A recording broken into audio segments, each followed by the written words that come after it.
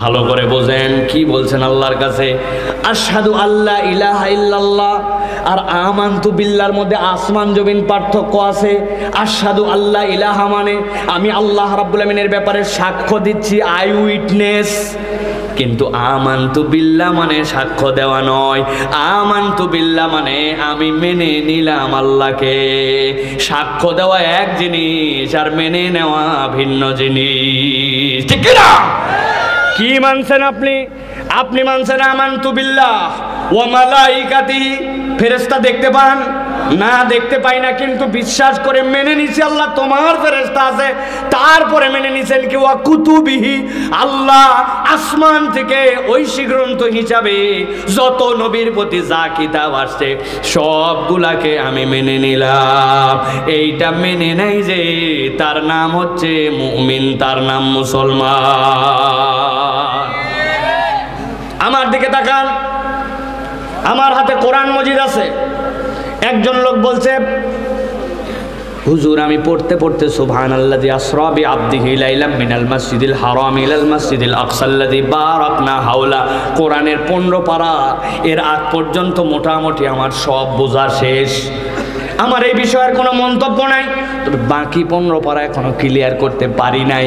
ওইটার কি আছে পরে দেখা যাবে, তবে 15 পারা আমার ক্লিয়ার। তাহলে কেউ যদি 15 পারা পর্যন্ত ক্লিয়ার হয় তাহলে সে হচ্ছে 50% মুসলমান, ঠিক কিনা? 0%। কত পার্সেন্ট? 0%। 15 পারাতে মানছে। আচ্ছা বাদ দিলাম। আরেকজন পুরা কোরআন পড়ছে, কিন্তু কেবলমাত্র তার একটু মন্তব্য আছে, কুল আউযু বিরাব্বিন নাস মালিকিন নাস ইলাহিন নাস। সব বুঝা ক্লিয়ার, কিন্তু এই জায়গায় কতগুলা কথা আছে। শারিল ওয়াসওয়াসিল খান্নাস, ওয়াসওয়াসা আবার দেয় খান্নাস, খান্নাস তো বুঝলাম না। সুদুরিন নাস, বুক তো আমার এই জায়গায়, এর ভিতরে আবার কেমনে? হুজুর সব ক্লিয়ার, খালি শেষের সূরাটার ব্যাপারে একটু কথা আছে। কোরআনের 99% 99 তার মানা হয়ে গেছে, অল্প একটু বাকি। তাহলে কত পার্সেন্ট মুসলমান? 99। 99 না? কত পার্সেন্ট? 0% মুসলমান। কোরআনের বিধানের ব্যাপারে যদি কোনো মন্তব্য করে, একটা অক্ষর নিয়েও যদি তার আপত্তি থাকে, সে আর কোনো মুসলমানের তালিকায় নাই, তার মার্ক হচ্ছে তখন 0, ঠিক না? তাহলে আপনি নামাজ মানলেন, রোজা মানলেন, আপনি হজ মানলেন, কিন্তু আপনি এমন এমন জায়গায় গেছেন যেই জায়গায় আপনার আর ইসলাম মানা লাগে না। ছেলের বিয়ে দিচ্ছে, বিয়েতে ইজাব আছে, কবুল আছে, কিন্তু সাথে সাথে হালকা পাতলা একটু যৌতুকও আছে। আছে না? মেয়ের পক্ষের লোকজন বলছে চাচা কিছু লাগবে কিনা, হজ করে আসছে উনি, উনার সাথে এগুলা কথার আলাপ আছে নাকি? জামাইদের সাথে কথা বলো। জামাইরা বলছে খবরদার খবরদার, আল্লাহ আমার শ্বশুরদেরকে যা দিছে কিচ্ছু লাগবে না, কোনো চাহিদা নাই।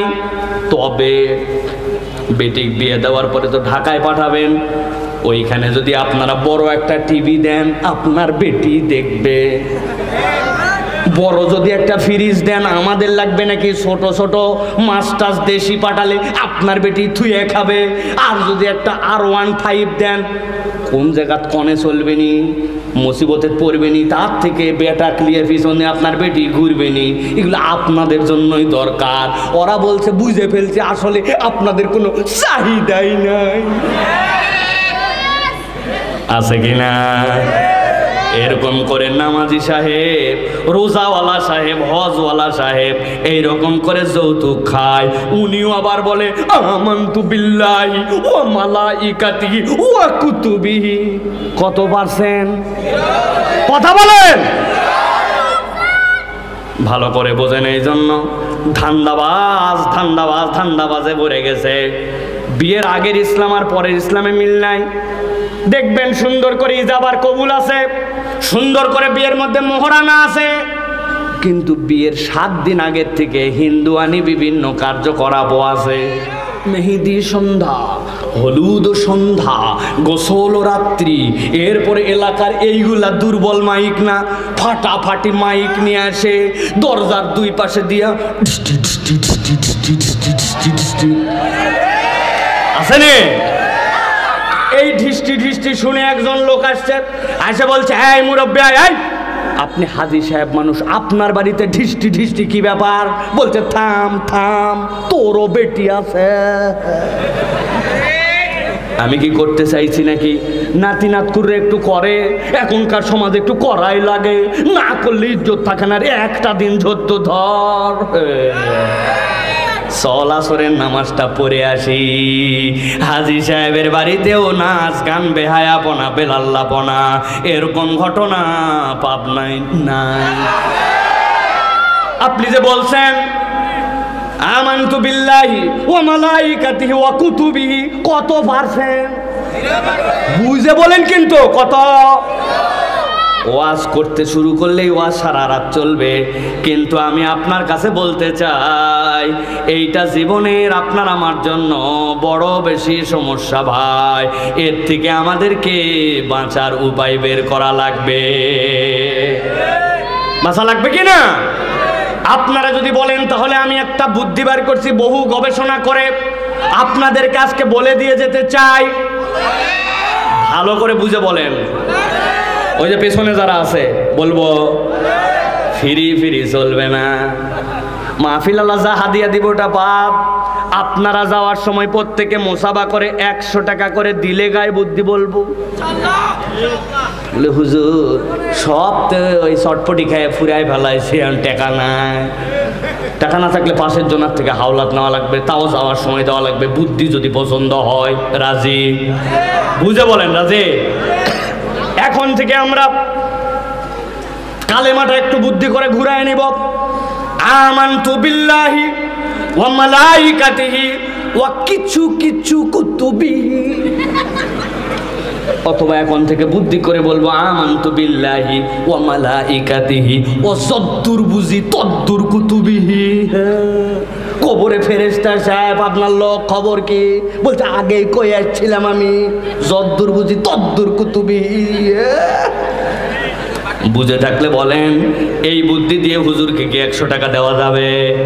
আর এই বুদ্ধি দিয়ে কি কবরে পার পাওয়া যাবে? আমার আল্লাহ রাব্বুল আলামিন বলছেন, আল্লাযীনা ইউমিনুনা বিল গায়বি ওয়া ইউকিমুনাস সালাতা ওয়া মিম্মা রাযাকনাহুম ইউনফিকুন। ও দুনিয়ার মানুষ, ভালো করে জেনে নাও, ভালো করে মাথার মধ্যে ঢুকায় নাও। জীবনে যদি সত্যতার অনুভব পেতে চাও আর সততার অনুভব পেতে চাও, ধানায় পানায় করা মুসলমান হওয়া চলবে না। আমার মাথায় ধরলেও মানি, আমার মাথায় না ধরলেও মানি। আমার আল্লাহ যা বলেছেন, আমার রসুল যা বলেছেন, ওর উপরে আমার কোনো বক্তব্য নাই, মন্তব্য নাই। আল্লাহ বলছেন 1 নম্বরে গুনাহওয়ালা হবে, 2 নম্বরে ইউকিমুনাস সালাহ, ওই ব্যক্তির কাছে সালাত সবার আগে প্রায়োরিটি পাবে। দুনিয়া একদিক, তার সালাত একদিক, আর 3 নম্বর তার গুণ হবে মিম্মা রাযাকনাহুম ইউনফিকুন। আল্লাহ রাব্বুল আমিন তাকে যে রিজিক দিয়েছেন, মিম্মা রাযাকনাহুম, তার রিজিক নয়, আমি আল্লাহ তাকে যে রিজিক দিয়েছি, ইউনফিকুন, সেখান থেকে যে খরচকারী হবে। এই 3 গুণ যদি একবার বান্দার মধ্যে ঢুকে যায়, আল্লাহর সাথে তার সম্পর্ক এমন হয়ে যাবে, দুনিয়ার বুকে সে একটা আনন্দের জিন্দেগি আর সততার অনুভব পেয়ে যাবে। সুবহানাল্লাহ। তাহলে আল্লাহ রাব্বুল আলামিনের এই কোরআনের সাথে সম্পৃক্ততার 3 নম্বর কারণ হচ্ছে জীবনের সত্যতা এবং সততার অনুভব। আপনি বুকে হাত দিয়ে দেখেন, অধিকাংশ মুসলমান তরুণ যুবক, ভাল লাগতেছে না। কেন ভাল লাগে না? কয় তা জানলে আবার তো বলি নাকি, ওর কেন ভালো লাগে না তাও জানে না, ঠিক কিনা? মুরব্বী বাবা রিটায়ার্ড করছে, ছেলে পেলে বিয়ে দিয়ে দিছে, মোটামুটি অবস্থা ভালো, প্রতিদিন মিনিমাম 5-7 খিলি পান খায়, খিলালো মারে। কেমন আছেন চাচা? আলহামদুলিল্লাহ। আপনি এতক্ষণ কুঁতলেন কে? এই যে কোঁথা, যেটা ওই কোঁথাটার মানে হচ্ছে উনি আলহামদুলিল্লাহ বলার আগেও পূর্ণ তৃপ্তি অন্তরে পায় না। আল্লাহ বলছেন এই তৃপ্তি পাও না, তার 3টা কারণ। আল্লাহর সব বিধান মেনে নেও নাই, সালাতের ব্যাপারে তোমার এখনো গাফলতি রয়ে গেছে, আর সম্পদ তুমি তোমারটা কামাই মনে করছো, আল্লাহর জন্য তুমি খরচ করতে পারো না। হার কিপটা কৃপণ, অথবা যা দেওয়া লাগবে ততটুকু দেয় না, ঠিক না? আজকে জুম্মার নামাজ পড়ছে ঠিক তো জোরে বলছে একবারে সবগুলো কিলা লাগাবে একবারে। কৌটা সামনে গেছে কারেন্টের বেগে চলে গেছে, কৌটা শট শট শট শট। মসজিদের মুসল্লি হচ্ছে ওনার 400 জন, আদায় কত 356। কিরে এই অবস্থা কেন? আল্লাহর ঘরে আসার পরে 20 টাকা দিতে পারে না, কই আমি স্টুডেন্ট, আমি ছাত্র, আমি ভ্যান চালক। অথচ চায়ের দোকানে বসে একটা বিস্কুট আর একটা চা খায় 15 টাকা শেষ। স্টুডেন্ট হওয়ার পরেও প্রত্যেক মাসে মাসে মোবাইলে টাকা ফুরায়, স্ত্রী ছাড়া জামা পরে না, একটা জামা আয়রন করতে গেলে 8 টাকা লেগে যায়, একটা বিড়ি খাইলে অন্তত পক্ষে 14-15 টাকা লাগে, ঠিক কিনা? কারা কারা খান একটু হাত উঁচু করেন। ঠিক যে জোরে বলছে চিন্তা করতে, হুজুর আবার দাম দেন লোক এমনি। আমি আন্দাজে বলছি 14-15, আপনি বলছেন 18, কে জানি আমি শুনছি। ওরে সালু। কিন্তু আল্লাহর ঘরে যাওয়ার পরে 10 টাকা বের হয় না। আজকে যারা যারা কৌটা সামনে দিয়ে চলে গেছে কিন্তু স্টুডেন্টের অজুহাত দিয়া, এলাকার অজুহাত দিয়া, আমি ইমাম সাহেব, আমি মুয়াজ্জিন সাহেব, আমি কমিটির লোক, আমি অবসরপ্রাপ্ত, এই জন্য মসজিদে যারা যারা আজকে টাকা দেন নাই তারা হাত তোলেন। আপনারা মসজিদে টাকা দেন নাই, কৌটার সামনে চলে গেছে, টাকা বাদ দিয়ে বার করছেন না? আল্লাহ আপনাদেরকে রহম করুক। এরকম পাক্কা ইমানদার আল্লাহ। হাতনামা ভাই এতক্ষণ তুলিস না, লোকজন কাল্লা তুলে ব্যাখ্যা করে দেখবে কেডা এটা। প্রিয় ভাইয়েরা, এই জন্য আমি বললাম এই 3টা বিষয় ভালো করে মনে রাখবেন। আপনার সামনে যদি দানের কোনো সুযোগ আসে তাহলে মিস করা যাবে না। ইমাম সাহেব বলে দেয় সামনে দিয়ে এখন মসজিদের দান বাক্স যাবে, ইমাম সাহেব 10 টাকা আগে দেয় না। ইমাম যদি না দিয়ে শুরু করে তাহলে কেমনে ওইখানে মসজিদের মধ্যে বরকত হবে? ইমাম মুয়াজ্জিন চিন্তা করছে আমরা বেতনভুক্ত, দান করবি মুসল্লিরা, আমাদের দান লাগে নাকি? ছাত্ররা চিন্তা করছে আমরা স্টুডেন্ট মানুষ, বাসে উঠে হাফ ভাড়া দেই, আল্লাহর ঘরে আবার কি ফুল ফিরি। খবরদার। এই জন্য আল্লাহ বলতেছেন এই বোধ তোমাকে কে শিখাবে? ওয়ামিম্মা রাযাকনাহুম ইউনফিকুন। বান্দা তুই নিজে কামাই করিস নাই, তোর মানি ব্যাগে আছে মানে মনে করিস না এটা তোর কামাই। তোর রব্বুল আলামিন তোকে এই রিজিক দিয়েছেন, ওই রিজিক থেকে তোকে খরচ করতে হবে। বান্দা যদি এই 3 গুণে গুণান্বিত হয়, আল্লাহ বলছেন তার দিলের মধ্যে সে একটা আনন্দ খুঁজে পাবে। সুবহানাল্লাহ। তুমি ছাত্র মানুষ ভাই, আমি তোমাকে বলতে চাই তোমার জন্য আল্লাহ রাব্বুল আমিন যে ক্যাপাসিটি দিয়েছেন, আল্লাহকে যদি খুঁজে না পাও, একটা গাডার নিবা, গাডার টাকা বান্ধা গাডার, মা বোনদের চুল বান্ধা গাডার, ওই গাডার নিয়ে 3টা নখ একটু বাইন্ধে ফেলবা, মজবুত করে এই 3 নখ কষা বান্ধন দিবে, দেওয়ার পরে পরীক্ষা দিতে চলে যাও। আল্লাহর দেওয়া হাত এই 3 নখ ব্যবহার করলাম না, দেখি তো তুই কেমনে লেখিস আর পান্তা ভাত কেমনে তুলে খাস। এই 3 নখের ক্যাপাসিটি তো আল্লাহ রাব্বুল আমিন দিলেন, তোমাকে যোগ্যতা দিলেন। আল্লাহ বলতেছেন এই জন্য কোরআন ছাড়া তোমাকে কেউ সত্যতার অনুভব দিবে না। বান্দা কেবল তোমার স্বার্থে নয়, তোমার জীবনের স্বার্থে কোরআনের সাথে সম্পৃক্ত হওয়া লাগবে। সুবহানাল্লাহ। দীর্ঘ হয়ে যাচ্ছে, বিরক্ত হচ্ছেন না তো আপনারা? চলেন এবার সামনের দিকে আগাই। আল্লাহ রাব্বুল আমিন বলছেন, ও আমার হাবিব আপনি জানায় রাখেন ওই বান্দাদের কোরআনের সাথে সম্পৃক্ত হওয়ার প্রয়োজন কেন, কেন এত বেশি দরকার। আপনি যদি খেয়াল করেন, এই কোরআন কেবল মুসলমানদেরকে মুক্তি দেয় না, এই কোরআন কেবলমাত্র ইমানদারদেরকে মুক্তি দেয় না, কোরআন পুরা সমাজকে মুক্তি দিয়ে দেয়। আপনার এলাকায় যদি কোনো হিন্দুর ছেলে অ্যাডিক্টেড হয়, গাঁজাখোর হয়, যদি ফেন্সিখোর হয়, যদি মাদকাসক্ত হয়, তাহলে খেয়াল করে দেখবেন ওই হিন্দুর ফ্যামিলিতে পর্যন্ত বিরাট জ্বালা, বিরাট বড় অশান্তি, ঠিক না? এখন ইসলাম যে মাদকাসক্তের জন্য আইন দিছে, ওই আইন যদি একবার পাশ হয়ে যায় তাহলে ওই হিন্দুর বাচ্চাটাও সেখান থেকে রেহাই পেয়ে যাবে। সমাজে কেবল মুসলমান ভালো থাকবে না, হিন্দুরাও ভালো থাকতে বাধ্য, ঠিক না? উল্টাটাও তো আমরা বাংলাদেশে দেখি, পরিবর্তনের বাংলাদেশের শপথ আমরা মনে করেছিলাম, কিন্তু এখানে 11-12 বছরের ছোট্ট ছোট্ট কিশোরী, তাদেরকে পর্যন্ত আমরা দেখেছি গাজীপুরে 1 দিন 2 দিন 3 দিন পর্যন্ত নরপিশাচরা তাদেরকে আটকায় রেখে বর্বরচিত আচরণ করেছে। সেই বাংলাদেশ আমরা পরিবর্তন দেখতে চাই, কিন্তু হাজার আইন দিয়ে, হাজার কঠোরতা দিয়ে ওই বাংলাদেশে পরিবর্তন করা যায় নাই। এটাই প্রমাণ করে এই বাংলাদেশে যতদিন পর্যন্ত শরিয়া কায়েম না হবে, আল্লাহর দেওয়া বিধান কায়েম না হবে, যারা এরকম অন্যায় করবে তাদেরকে দৃষ্টান্তমূলক কোরআনের আইন অনুযায়ী স্টেডিয়ামের মধ্যে নিয়ে পাথর নিক্ষেপ করে লোককে ডেকে ভিডিও করে দেখানো না হবে, এই আযাব না দেওয়া পর্যন্ত আপনার ভক্তচক্র আইন দিয়ে বাংলাদেশ পরিবর্তন হতে পারে না, ঠিক না? এই জন্য প্রিয় ভাইয়েরা, আমরা বলবো আল্লাহর আইনকে পছন্দ করে নেন।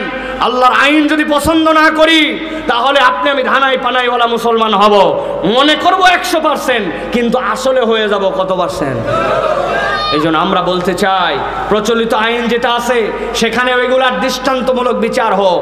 যারা এরকম করতেছে এই সমাজের কালপ্রিট, তাদেরকে ধরে রিয়ালি একটা দৃষ্টান্ত উপস্থাপন করা হোক। আমরা আমাদের সমাজে যে সকল অন্যায় দেখেছি, 1 বছর 2 বছর নয়, 52 বছর দেশ পার হয়ে গেছে, বহু আমরা ইজম দেখেছি, বহু শাসন দেখেছি। আমরা আগামীর বাংলাদেশে ইসলামের বাংলাদেশ দেখতে চাই, ঠিক না? মুসলমান রেডি আছেন তো আপনারা? রেডি আছেন তো আপনারা? খবরদার, টোটা ফাটা কোনো কারণে ঈমান বেচা যাবে না। ভালো মানুষ যেখানে, আল্লাহর আইনের পক্ষের লোক যেখানে, আগামীর বাংলাদেশকে সুন্দর বানাতে চাই যারা, তাদের পক্ষে আমরা, ঠিক না? আল্লাহ আমাদেরকে বোঝার তৌফিক দান করেন। তাহলে কারণ বলে ফেলছি কয়টা? 3টা। বাকি আছে কয়টা? এইটা আগামী বছর দাওয়াত পাইলে এইটা ইনশাল্লাহ ক্লিয়ার করে দেওয়া হবে না? আগামী 5 বছর আসার এখানে আমার সুযোগ নেই, এই হিসাবে আজকে আপনারা না শুনতে চাইলেও মাইল কালাক শোনাই দিয়ে যাবো। আপনি কি মনে করছেন এত তাড়াতাড়ি ছাড়বো নাকি আপনার? হারা রায় তার একজন আইছে। প্রিয় ভাইয়েরা, সংক্ষেপ কথা, আমার শেষের দিকে চলে আসছি। 1 নম্বরে বলেছি পথের দিশা পেতে আপনাকে কোরআন লাগবে। 2 নম্বরে বলেছি জীবনের উদ্দেশ্য বুঝতে হলে কোরআন লাগবে। 3 নম্বর পয়েন্টটা দীর্ঘ করে ফেলেছি, সত্যতা এবং সততার অনুভব হৃদের জীবনে চাইলে কোরআন লাগবে। 4 নম্বরে কোনো ব্যক্তি যদি তার রবের পরিচয় জানতে চায়, তাহলে কোরআন ছাড়া পরিচয় জানার উপায় নাই। ইব্রাহিম আলাইহিস সালাম শুয়েছিলেন, রাত্রেবেলা চাঁদ উঠেছে, বলছেন এইটাই হবে আমার রব। সকালবেলা সূর্য উঠেছে, বলছেন চাঁদের থেকে তো এইটা বড়, এইটাই আমার রব। এরপরে সূর্য যখন ডুবে গেছে, তিনি দেখলেন সবই দেখলাম, চাঁদ দেখলাম, তারা দেখলাম, উঠলো, ডুবে গেল। আমি বুঝে ফেললাম এইগুলা একটাও আমার রব নয়। আমার রব হচ্ছেন যিনি এইগুলাকে তোলেন এবং ডুবান, যিনি এইগুলার স্রষ্টা। আল্লাহ বলছেন, ও দুনিয়ার মানুষ, তোর রবের পরিচয় জানার মানে কি? তুই তো মায়ের পেটের থেকে ঈমান নিয়ে আসছিস, তুই তো মুসলমান দাবিদার। রবের পরিচয় মানে আল্লাহর প্রতি আপনার এমন ভালোবাসা সৃষ্টি হওয়া যে আপনাকে ফোর্স করা লাগবে না, আপনার দিল তখন আল্লাহর দিকে রুজু হয়ে যাবে। সুবহানাল্লাহ। আল্লাহ কোরআনুল কারীমের মধ্যে বলছেন, সূরা আনাম 115 নম্বর আয়াতের মধ্যে, ওয়া তাম্মাত কালিমাতু রাব্বিকা সিদকান ওয়া আদলা লা মুবাদদিলা লিকালিমাতিহি ওয়া হুয়াস সামিউল আলীম।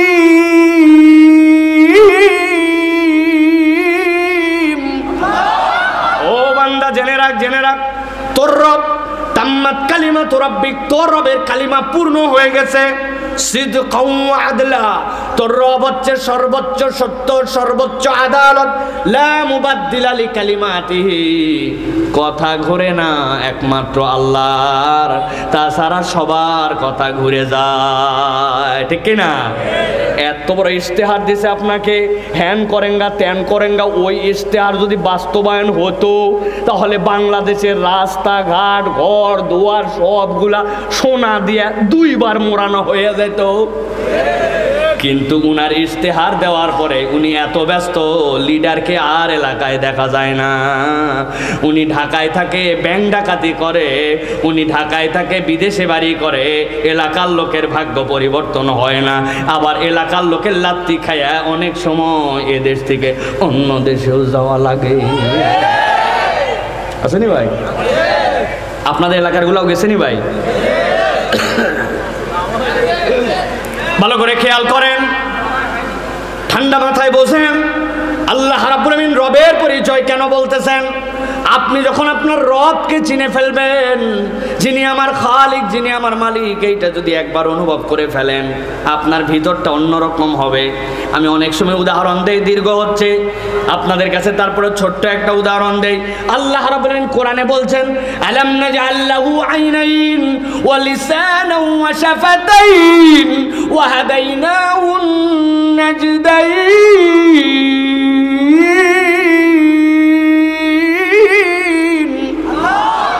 আল্লাহ বলছেন, ও বান্দা, ওই যে মাথার উপরে চশমা তুলে রাখছেন যে ভাই, হ্যাঁ নামায়েন না, এমনি আপনাকে আইডেন্টিফাই করতে পারছে এই জন্য। আল্লাহ বলতেছেন, আলাম নাজআল লাহু আইনাইন, আমি কি ওই চশমাওয়ালা ভাই তোমারে কি দুইটা চোখ দেই নাই? উনি বলছে, হ্যাঁ হুজুর, এই তো একটা দুই চোখ দিছু আল্লাহ। আল্লাহকে এই জন্য আপনাকে এই কথা জিজ্ঞাসা করছে? না না না না, আমি অনেক জায়গায় উদাহরণ দিছি, আবার আপনাদের কাছে বলি এটার মানে কি? ওইটার মানে হচ্ছে রব। ছেলে আমার কাছে আসছে, হুজুর আপনার সাথে একটা সেলফি তুলতে চাই, আমার ফোনটা কই? হুজুর আপনার সাথে একটা ছবি তুলতে চাই, আয় ভাই তাড়াতাড়ি আয়। চাপ দিছে, ছবি ওঠে না, কিরে আবার চাপ দিছে, ওঠে না। খানিকক্ষণ পর তাকায় দেখে লেখা উঠছে, there is insufficient memory card, if you want any new picture please delete something from your device. বলছে মরার ফোন মরার সময় পেল না, 256 জিবি ভরে গেছে। হয় কিনা এরকম? একটা ছবি তুলবে আর ছবি তোলার জায়গা নাই, মোবাইল ফুল হয়ে গেছে। আপনার একটা ছবি তুলতে হলে আপনার মোবাইল থেকে তখন কিছু কিছু ডিলিট করা লাগবে। একটা ছবি আর ওঠে না 256 জিবিতে। কিন্তু একটু কল্পনা করেন, রবকে চেনেন, হওয়ার পরের থেকে না বুঝে ফ্যাল ফ্যাল করে তাকায় তাকায় দেখলাম, আর পরে বুঝে বুঝে দেখা শুরু করলাম। 7-8 বছর থেকে যা দেখা লাগবে তাও দেখলাম, যা দেখা লাগবে না তাও দেখলাম, যা দেখা লাগবে না তাও দেখলাম বলে আমি হারাম বুঝাই নাই। ট্রেনে করে রওনা হয়ে গেছেন, ঈশ্বরদী থেকে চলে যাচ্ছেন ঢাকায়, পাবনা থেকে চলে যাচ্ছেন ঢাকায়, রাস্তার পাশে জানলার পাশে তাকায় আছেন, ওটা তো দেখা লাগবে না আপনার, কিন্তু তাও দেখতেছেন আর যাচ্ছেন। হারাম না, কিন্তু দেখতেছেন আর যাচ্ছেন। কত কিছু দেখলাম, একবার এত বড় দেখলাম আসমান, ক্যামেরায় ক্যাপচার করার কোনো যোগ্যতাই নাই। কিন্তু আপনাদের পাবনায় কিরকম কোনো মেসেজ আসছে নাকি? হঠাৎ করে একজন মুরব্বী একদিন সকালবেলা দেখে, তারে কে জানি বলতেছে, হ্যাপি বার্থডে টু ইউ চাচা, today you 70 years old, your brain's memory is already full. If you want any new scene tomorrow, please delete something from your brain. চাচা আপনার আজকে 70, হ্যাপি বার্থডে টু ইউ। আপনার ব্রেনের পর্যাপ্ত memory আর নাই, ফুল হয়ে গেছে। যদি কিছু দেখতে চান ব্রেন থেকে কিছু ফালান। এরকম কোনোদিন কাউরে বলছে নাকি? কথা বললেন না, বলছে নাকি? আমার আল্লাহ বলছেন, আলাম নাজআল লাহু আইনাইন ওয়া লিসানান ওয়া শাফাতাইন ওয়া হাদাইনাহু নাজদাইন। ও বান্দারে, আমি তোরে দুইটা চোখ দিলাম, তার মানে এইটা আমার ডান চোখ, এইটা আমার বাম চোখ, এইটা বলার জন্য আল্লাহ চোখ দেন নাই। বান্দা একবার কল্পনা করে দেখ, এই চোখের রেজুলেশন কত, এই চোখের পাওয়ার কত। গাড়ির ওয়াইফারের মধ্যে সামনে ঘুষে ঘুষে ময়লা পরিষ্কার করে, বৃষ্টির পানি সরাই দিয়ে ড্রাইভারকে দেখায়, কিন্তু যদি ওই ট্যাঙ্কির মধ্যে পানি না থাকে তখন পানি আর ভিতর থেকে বের হয় না, চেঞ্জ করা লাগে। 5 লিটার ফুরায় গেলে চেঞ্জ করা লাগে। 22,000 বার প্রত্যেক দিন চোখের পলক ফেললাম, আর 70 বছরের জীবন পার করে ফেললাম, কোনোদিন চোখের ভিতরে লিকুইড আমার দেওয়া লাগলো না। কোন রব আমার লিকুইড দিয়ে দিয়ে আমার চোখকে ভিজা রাখলেন, আমার চোখকে পরিষ্কার রাখলেন। সকালবেলা শোয়ার পরে পিজরটা আস্তে করে তুলে ফেলে দিলাম, কল্পনা করলাম না পিজর কেন আসলো, সারাদিনের ধুলাবালি সব কেটে গেল। কোনো মেনটেনেন্স কস্ট নাই, কোনো আমার পরিশ্রম নাই। আমার আল্লাহ বলছেন, ও বান্দা, এই রবের পরিচয় যখন বান্দা চিনে ফেলে, ওই চোখের হক আদায় করে তখন, ওই মুখের হক আদায় করে তখন, ওই হাতের হক আদায় করে তখন, আল্লাহকে না চিনলে দিল থেকে হক আদায় করা যায় না, ঠিক না? এই জন্য আমার আল্লাহ রাব্বুল আমিন বলছেন, এই কোরআন তোমাকে রব চিনাবে, এই কোরআন তোমাকে বারবার জিজ্ঞাসা করবে, ফাবি আইয়ি আলাই রাব্বিকুমা তুকাযযিবান। এত কিছু জানার পরেও তোর রবের কোন কোন নিয়ামত অস্বীকার করবে, এই কোরআন তোকে শিখাবে। এই জন্য আপনার আমার প্রয়োজন, এই কোরআনের সাথে সম্পৃক্ত হওয়ার প্রয়োজন আছে। এইটা গেল 4। আজকের শেষ পয়েন্ট, আজকের শেষ আলোচনা, ভালো করে খেয়াল করেন। আল্লাহ বলছেন, ও বান্দা, রবকেও চিনলি, জীবনের সততার অনুভবও জানলি, তোর জীবনের উদ্দেশ্য কি সেটাও অনুভব করলি, তোর জন্য পথের দিশা যে এইটাও বুঝলি। কিন্তু এখন আমি আল্লাহ তোকে জানাই দিতে চাই, কোরআনের সাথে যদি জড়িত না হোস, তোর আলটিমেট ডেস্টিনেশন কোথায়, তোর জীবনের পরিণতিটা কি, এইটা বুঝতে না পারলে তোর জন্য বড় বিপদ। যেই মানুষ জীবনের পরিণতি জানে না, ওই মানুষের দ্বারা দুনিয়ায় সব করা সম্ভব। ভালো করে খেয়াল করেন, একটা লোক 5টা মানুষকে গুলি করে মেরে ফেলছে, আমেরিকার কোর্টে তার বিচার হয়েছে 121 বছরের জেল।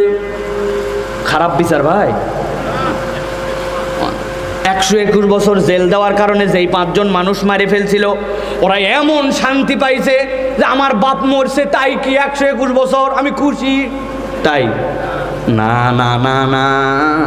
অথবা ধরেন তাকে বলে দিল ফাঁসি কাস্টে ঝুলাই হত্যা করে ফেলা হবে। এখন ফাঁসি কাস্টে ঝুলাইছে, একজন না হয় বলল আমার বাপের বদলে বাপ পাইছে, আরো 4 জনের, কারো স্বামী, কারো ফুপা, কারো খালু, কারো চাচা মারা গেছে, যে বাকি 4 জনের বিচার কই? এই বিচার কে করতে পারে? কোন জায়গায়? পরকালে। পরকালে আল্লাহ বলছেন, বান্দা কেবল জীবনের দিশা পাইলেই হবে না, রবকে চিনলেই হবে না, তোর আলটিমেট ডেস্টিনেশন কোথায়, এইটা কোরআন তোকে এমনভাবে হৃদয়ে ঢুকায় দিবে, প্রত্যেকটা ধাপ ফেলার আগে বান্দা তোকে ভাবা লাগবে। ঘরের মধ্যে কেউ নাই, আমি সেই জায়গায় হারামটা দেখতেছি, আমার ওই হারাম চোখ আমার আল্লাহর দেওয়া, অক্সিজেনটা আল্লাহর দেওয়া, আমার হাত দিয়ে যে ধরে আছে ওইটুকু আল্লাহর দেওয়া, রিজিক কামাই করে যে নেট ভরছি ওই নেটটুকু আমার আল্লাহর দেওয়া রিজিক থেকে আমি নিয়েছি। দুনিয়ার ইথার, দুনিয়ার ব্যবহার করতেছি, বায়ুমণ্ডল, কেউ আমাকে না দেখুক, একদিন সব হিসাব বের হবে, ওই দিন তো আমার বিচারের সামনে যেতে হবে। এই বোধ যদি বান্দার মধ্যে বারবার জাগ্রত হয়, বুঝে থাকলে বলেন তো ওই বান্দার গুনাহ করার সময় টেনশন হবে কিনা? হবে কিনা? এই দেশে আমি থাকবো না, ইটালিতে আমার বাড়ি, কানাডায় আমার বাড়ি, আমেরিকার ব্যাংকে আমার টাকা, কিন্তু টাকা হচ্ছে আমাদের জনগণের, ঠিক কিনা? পালায় চলে গেছে, যাওয়ার পরে বড় ফিরি আছে, বিরাট আনন্দে ফুর্তিতে ঘুরতেছে, কিন্তু একবার যদি ভাবে টাকা হারাম, জনগণের টাকা, পৃথিবীর যেই ব্যাংকেই থাকুক টাকা নিয়ে কবরে যাওয়া যাবে না, যেই দেশে থাকুক মৃত্যু চলে আসবে, কবরে আমাকে চলেই যেতে হবে। এই বোধ যদি তার মধ্যে জাগ্রত হয়, ওই বান্দাটা 2 বার ভাববে বেইনসাফ করার জন্য, টাকা মেরে খাওয়ার জন্য। ওই বান্দার হৃদয়ের মধ্যে জাগরুক ভাবটা আসতে পারে কিনা? এটা দিলাম ভূমিকা। এবার চলেন জীবনের পরিণতি বোঝার জন্য আল্লাহ কোরআনে কি বলছেন। আল্লাহ কোরআন আমার আল্লাহ রাব্বুল আমিন বলছেন, বান্দা ভালো করে বোঝো, ইন্না হাযাল কোরআন, নিশ্চয়ই কোরআন, ইহদি লিল্লাতী হিয়া আকওয়াম, ওই মানুষগুলাকে, ওই কওমগুলাকে হেদায়েত দিবে, ওয়ায়ুবাশশিরুল মুমিনিন, আর মুমিনদেরকে একটা শুভ সংবাদ দিয়ে দিবে, যারা হাজার ব্যস্ততাকে উপেক্ষা করে ঘাসের বিছানায় বসে থাকলো, ক্ষুধা লাগছিল, বাড়িতে চলে যেতে পারতো, কিন্তু তারপরেও কোরআনের জন্য এখানে বসে থাকলো, ঈমানের পরিচয় দিল, বছরে একটা দিন আমি যদি না আসি কে আসবে এখানে? এই ফিলিংস নিয়ে এখানে আপন ভেবে নিল, টাকা দিল, পয়সা দিল, সহযোগিতা করলো, আল্লাহর ঘর নির্মাণের জন্য এগিয়ে আসলো। আল্লাহ বলছেন ওই ইমানদারদেরকে জানান, আপনি জানান, ওয়াবাশশিরুল মুমিনিন আল্লাযীনা ইয়া'মালুনাস সালিহাত, ঈমান এনে যারা চুপচাপ বসেছিল না, নেক কাজ করেছে, আন্না লাহুম আজরান কাবীরা, আমি রব্বুল আমিন তাদের জন্য জানায় দিলাম, আমি তাদের জন্য মহা মহা উজরত রেখেছি, বিশাল বড় তার জন্য প্রতিদান রেখেছি। সুবহানাল্লাহ। একটু জোরে বলবেন না ভাই, একটু দিল থেকে বলবেন না, মোহাব্বতের সাথে আরেকবার বলবেন না। বিনা কারণে এত জোরে সুবহানাল্লাহ বলাই নাই। আপনি একটা ভুল ধারণার মধ্যে হয়তোবা থাকতে পারেন, আপনি ভাবতেছেন আল্লাহ রাব্বুল আলামিন আমাকে নিশ্চয় জান্নাত দিবে, এই জন্য আল্লাহ এটা বলেছে। না না না, আল্লাহ আপনাকে জান্নাত দিবে এখানে বলে নাই, আন্না লাহুম জান্নাত, আল্লাহ বলেন নাই আন্না লাহুম আজরান কাবীরা। মুফাসসিররা ব্যাখ্যা করছেন আল্লাহ কেন বললেন আজরান কাবীরা, জান্নাতে চলে যাবে, যাওয়ার পরে আল্লাহ রাব্বুল আলামিন একদিন ওই জান্নাতের ভিতরে আসবেন, আসার পরে বান্দার আল্লাহকে দেখবে না, কিন্তু আল্লাহ জিজ্ঞাসা করবেন ইয়া আহলাল জান্নাহ, সাথে সাথে জান্নাতীরা বলবে লাব্বাইক ওয়া সাদাইক ওয়াল খায়রু বিয়াদাইক, আল্লাহ আমরা হাজির, ভালো মন্দ সব আপনার হাতে। আল্লাহ রাব্বুল আমিন জান্নাতীদেরকে জিজ্ঞাসা করবেন হাল রাদিতুম, তোমরা কি খুশি আছো নাকি? জান্নাতীরা উত্তর দিব মা লাকা লা নারদা ইয়া রাব্বানা ওয়া ক্বাদ আতাইতানা মা লাম তুতি আহাদান ক্বাবলানা, এই রব খুশি নাই মানে আমাদেরকে যা দিছো খুশি না হয়ে পারি নাকি আল্লাহ? আল্লাহ তাদেরকে জিজ্ঞাসা করবেন হাল আজিদুকুম, আমি কি নিয়ামত বাড়াই দেব নাকি?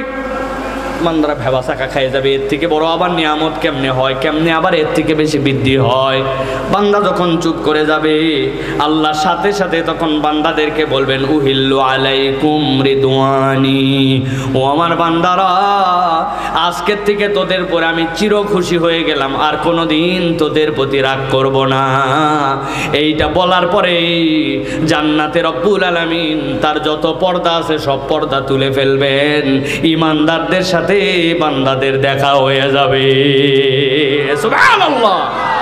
আন্না লাহুম আজরান কাবীরা, আল্লাহ বলছেন তুই জান্নাতে যাওয়ার জন্য সৃষ্টি হস নাই, তুই রবকে দেখার জন্য সৃষ্টি হয়েছিস। সুবহানাল্লাহ। আমরা এখানে বিনা কারণে বসে নাই, এমনি এমনি কোরআন শুনি নাই, আমরা আল্লাহকে জান্নাতে দেখতে চাই, ঠিক কি না? কারা কারা? লিল্লাহি তাকবীর, লিল্লাহি তাকবীর। আল্লাহ কবুল করবেন, আল্লাহুম্মা আমিন। প্রিয় ভাইরা, তাহলে আজকের আলোচনার দুইটা পার্ট ছিল। একটা হচ্ছে ইমানের তেল লাগে, ইমানের বাতি জ্বলানোর জন্য ফুয়েল লাগে, ঠিক কি না? ওই ফুয়েল যারা স্বীকার করে না, দুনিয়াতেও লাঞ্ছনা, পরকালেও বিপদ। আর যারা কোরআনের ফুয়েলে আসে না, বুঝতে হবে তাদের ভিতরের বাতি টেস্ট করা লাগবে আবার ইমান আছে কিনা। আর কোরআনের সাথে সম্পৃক্ত হওয়ার 5টা কারণ, যেটার সাথে জড়িত না হলে ইমানদার পরকালে মুক্তির বার্তা পাবে না, আল্লাহকে দেখবে না, জান্নাত অনেক সুদূর পরা হতো। এই জন্য 0% নয়, বরং 100% আমাদেরকে মুসলমান হতে হবে। আল্লাহ যেন আমাদেরকে তৌফিক দান করেন, বলেন আল্লাহুম্মা আমিন।